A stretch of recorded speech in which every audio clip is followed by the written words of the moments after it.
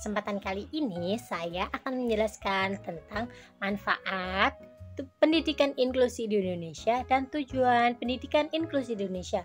Nah, kita mulai dari manfaat pendidikan inklusi di Indonesia. 1. Nah, manfaat daripada pendidikan inklusi di Indonesia antara lain menumbuhkan rasa toleransi terhadap sesama, yaitu menumbuhkan rasa saling menghargai antara peserta didik satu dengan peserta didik lainnya.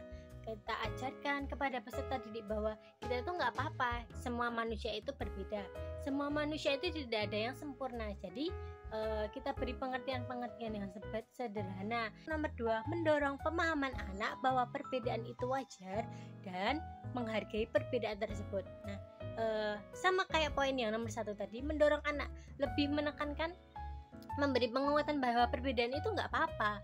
Kan setiap manusia itu kan berbeda, tidak ada yang sama. Kita beri contoh-contoh yang simpel-simpel aja, misal kayak perempuan dan laki-laki, atau misal ibu sama ayahnya itu kan juga berbeda. Kita beri pemahaman yang sederhana agar anak bisa menerima dengan mudah dan bisa menghargai, ditanamkan untuk menghargai ke temannya, lalu mengajarkan anak untuk menghormati orang lain meskipun mereka memiliki kekurangan. Nah, sama juga kayak mengajarkan menghormati, bahkan kita juga bisa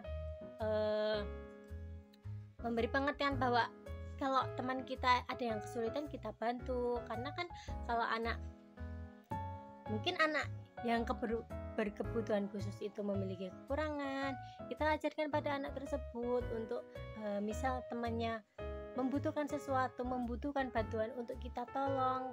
Nah, seperti itu. Mengajarkan anak untuk menghormati orang lain meskipun mereka memiliki kekurangan atau perbedaan. Sama kayak yang nomor 2 tadi, mengajarkan untuk menghormati. Bagaimana kita bisa menghormati orang lain? Kita mengajarkan kepada peserta didik untuk tidak mengejudge atau membuli kepada peserta didik itu. Karena setiap individu memiliki perbedaan dan kelebihan masing-masing yang tidak bisa disamaratakan antara satu dengan yang lainnya. Kita beri pemahaman yang sederhana, misal antara teman yang satunya dengan teman yang satunya itu berbeda, tapi mereka memiliki kelebihan dan kekurangannya masing-masing. Menciptakan persatuan dan kesatuan untuk mendorong siswa untuk saling membaur. Nah, maksudnya seperti ini. Bagaimana peran pendidik di kelas tersebut atau peran wali kelas tersebut untuk menciptakan kerukunan antar kelas yang antar kelas itu, jadi tidak ada yang ini geng 1, ini geng 2. Jadi semuanya saling membaur tanpa membedakan antara satu dengan yang lainnya. Nah, yang nomor 5 adalah mendorong terciptanya kedamaian dan ketentraman di masyarakat. Nah, ini bersangkutan dengan yang nomor 1 tadi, menumbuhkan rasa toleransi terhadap sesama. Karena pada akhirnya kehidupan kita akan terjun ke masyarakat. Jadi bagaimana kita memberi penguatan kepada anak untuk saling menghargai, saling menghormati antara lain. Karena jika tidak kita tanamkan pada lingkungan sekolah, lingkungan keluarga, anak-anak kan akan terjun ke masyarakat. Jadi akan bertemunya dengan banyak masyarakat dan lebih banyak lagi mereka mendapatkan kasus-kasus yang lainnya di masyarakat. Jadi bagaimana kita memberi penguatan kepada mereka untuk saling menghargai, saling menjaga di lingkungan sekolahnya dengan memberi penguatan-penguatan sederhana seperti setiap individu itu berbeda, setiap individu itu memiliki kelebihan dan kekurangan masing-masing yang tidak dapat disamaratakan antara satu individu dengan individu lainnya. Yang adalah tujuan utama pendidikan inklusi di Indonesia. Tujuan utama dari pemerintah Indonesia yaitu menyelenggarakan pendidikan yang menghargai keanekaragaman peserta didik dan tidak diskriminatif bagi peserta didik. Nah, tujuan lainnya yaitu 1. Memberikan kesempatan kepada seluruh individu termasuk individu yang berkebutuhan khusus untuk memiliki akses terhadap pendidikan yang berkualitas, terjangkau, efektif, serta layak sesuai kebutuhannya. Lalu, menekan angka tinggal kelas, putus sekolah, utamanya di jenjang sekolah dasar dan menengah. Lalu yang ketiga adalah memiliki hak asasi manusia untuk mendapatkan pendidikan yang setara.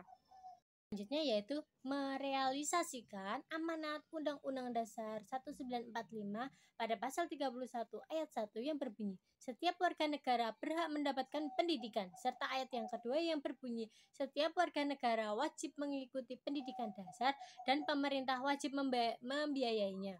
Lalu yang ketiga, merealisasikan amanat Undang-Undang Nomor 20 Tahun 2003 tentang Sistem Pendidikan Nasional pasal 5 ayat 1 yang berbunyi, setiap warga negara yang mempunyai hak yang sama untuk memperoleh pendidikan yang bermutu.